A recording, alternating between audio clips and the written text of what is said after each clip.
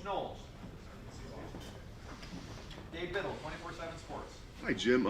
When did you get to the point where you knew if needed, Jermaine Matthews could help you guys out as a true freshman?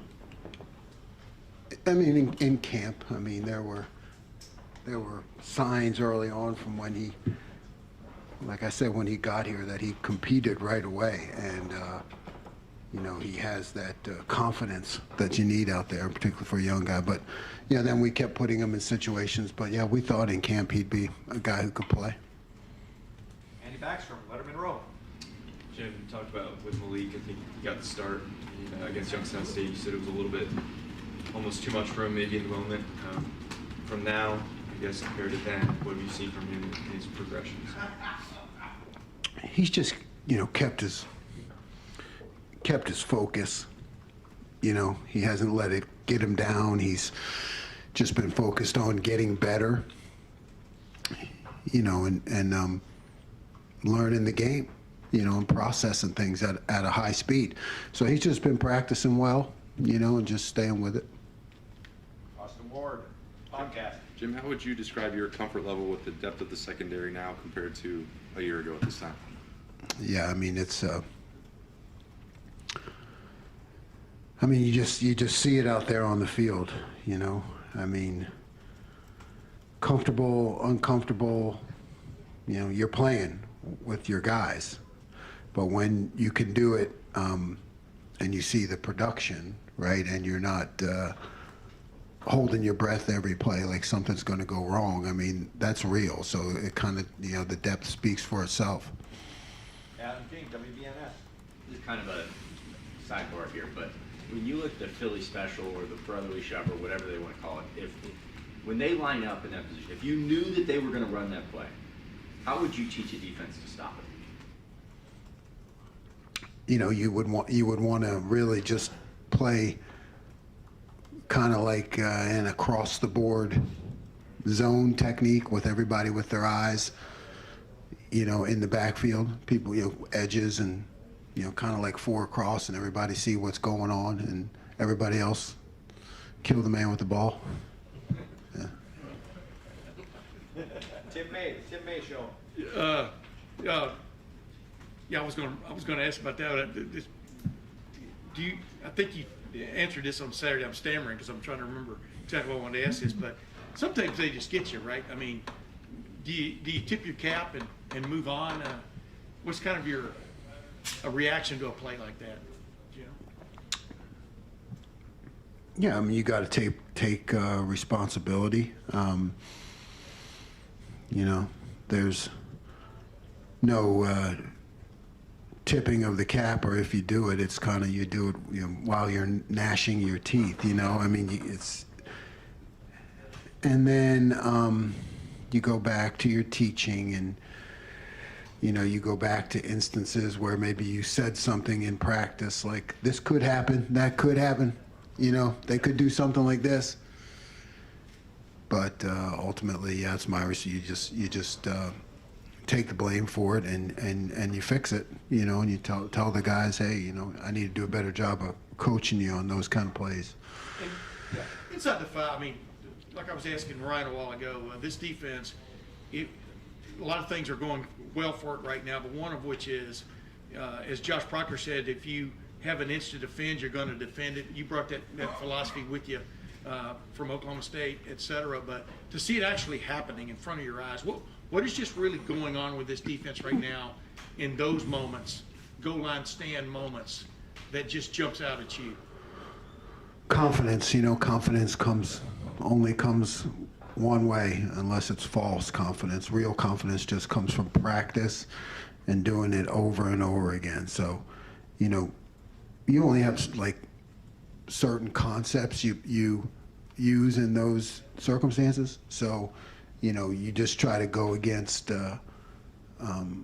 like when we go against our offense, it's not planned. You know what I mean? It's not. I don't really know what they're gonna do. So, you know, whereas when you go against an opponent, you plan it, you practice it, certain plays, but it's more of just our guys knowing the system. You know, they know what we're going to call, and they know what they're supposed to do. And there are a million things that could happen, but they've covered it. They've practiced it over and over again. That's how you gain confidence. But then the aggressiveness in that moment too, though, you can know what's coming, but Yeah, you still got to play fast, you know, and you only play fast if you know what you're doing. You know, I've always said that if you see a player out there, and you men and women are pretty knowledgeable, but you see a player out there sometimes and they don't look like they're going that fast, and you wonder, hey, what's wrong with this guy? Is he not motivated, or does he not know what he's doing? I mean, like, you can't play this game fast unless you know what you're doing so much that you don't even have to think about it. You know, that it just happened. That it just happened. So I think that's what you're seeing showing up. Dan Hope, 11 Warriors. Jim, we hadn't seen Kai Stokes play at all this year until this past week. Is there anything that was keeping him off the field, and is there anything you've seen from him the past couple weeks that's allowed him to get in the game? Yeah, Kai you know, just had some guys in front of him. He's always been a worker. He's always been a positive attitude guy. And, yeah, I think in the past couple weeks in practice, because, you know, all this goes on behind the scenes, I've seen kind of a light bulb come on with him where he's recognizing more plays and how he fits and what he does in the defense. So there's just kind of, you see it in practice. I think he's been getting better. Bill Rabinowitz, Columbus Dispatch. Tommy Eichenberg had ice on his arm, whatever. We know he played last year with the thumbs. Can't play without an elbow or a forearm. I mean, how you know, are you concerned about his availability this week? Yeah, I mean, I'm not concerned about Tom. I mean, he'd play with one arm if he had to, you know. So, you know, I know between the trainers, they'll make the, you know, they'll make the decision for him because he'll play. You know what I mean? He'll play. If we let him play, he'll play. The guy we haven't talked about much this year is Gabe Powers. I see he's on the kickoff coverage now. What progress has he made? How close is he to being ready? Yeah, Gabe is close. I'm glad you brought him up. I mean, he kind of worked his way on the special teams, and then he started making some plays and kickoff, and that's how it works, right? And then all of a sudden the guy gets on the travel team, and he gets to go to the hotel, and then he's around you, and you start working him in practice, and he does more and more things right. So he's close. Spencer Holbrook, Letterman Row. Jim, when you have a game where you give up 232 yards on the ground, but it seems more like an anomaly than anything else, how do you evaluate the performance, knowing that there's so many games where the data that haven't done that, and there's one where you have, and how do you kind of compartmentalize that? You look at it play by play.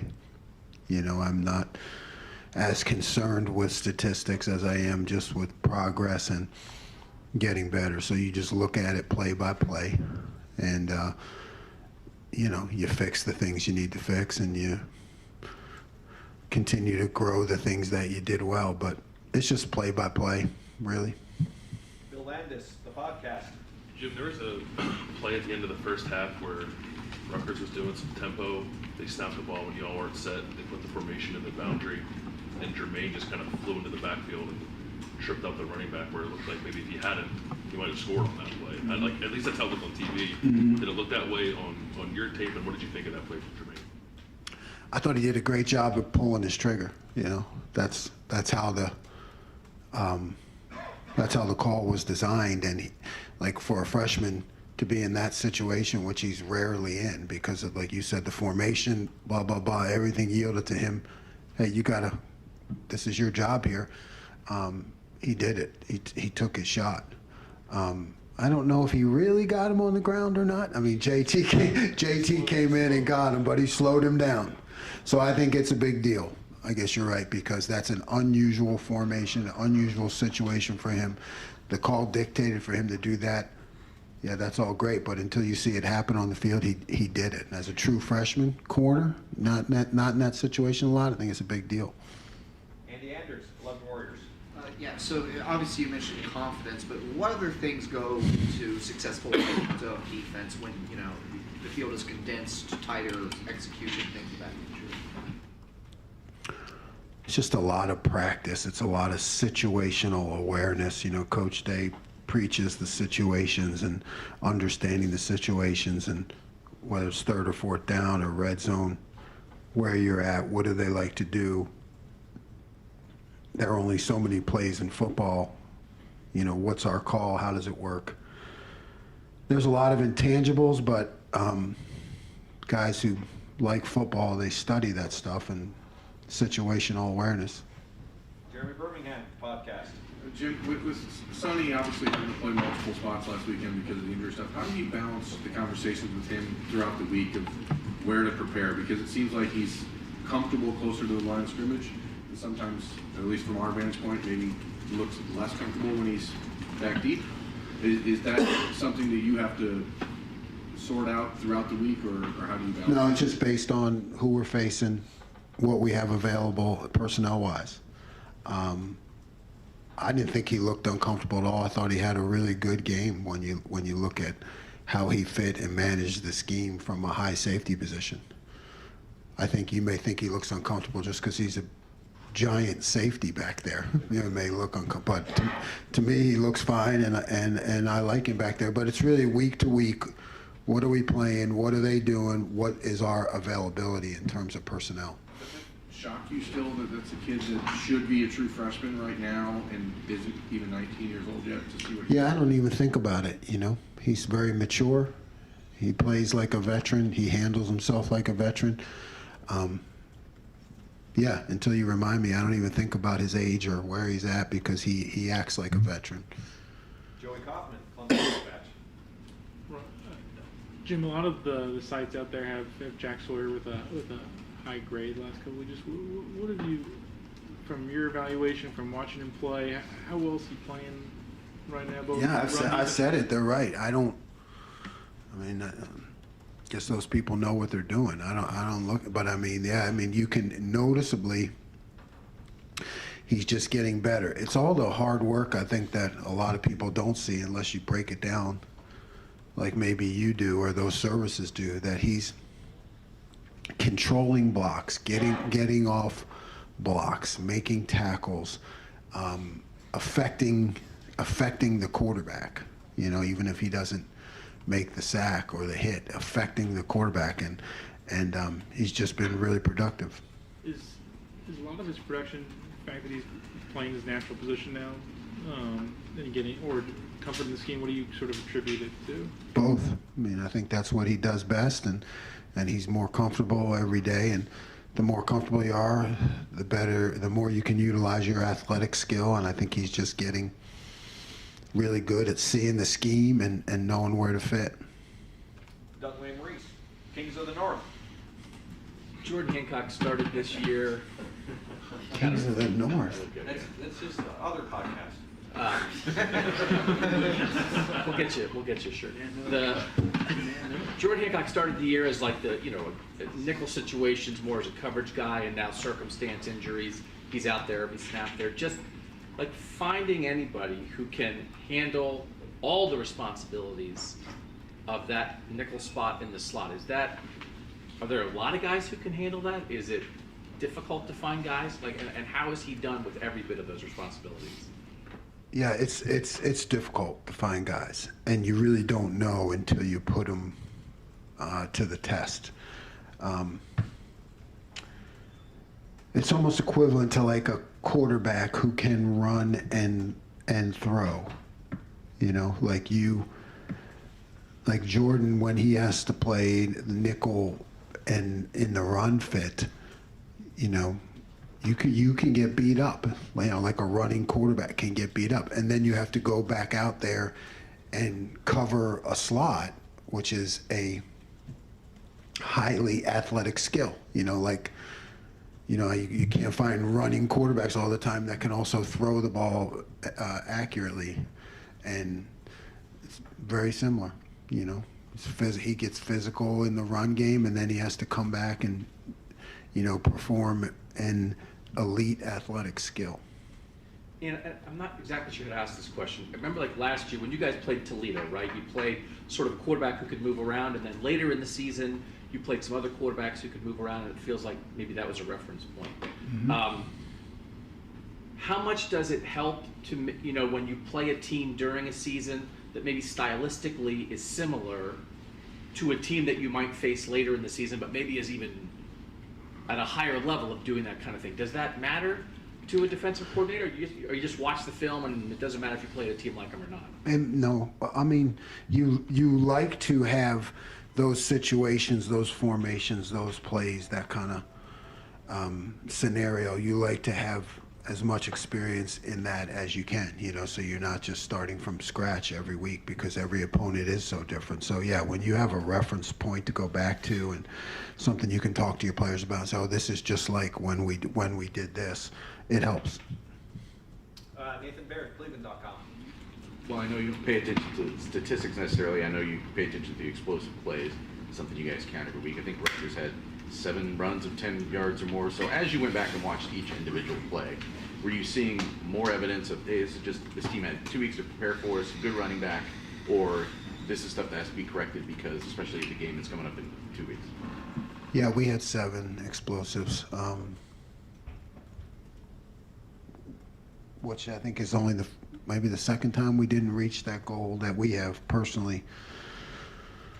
Maybe it was Notre Dame was the other one, but yeah, it's, some might take accountability for, like as was referenced, okay, bad call by me, that kind of thing. And then other ones, yeah, we have to show guys getting out of their gap,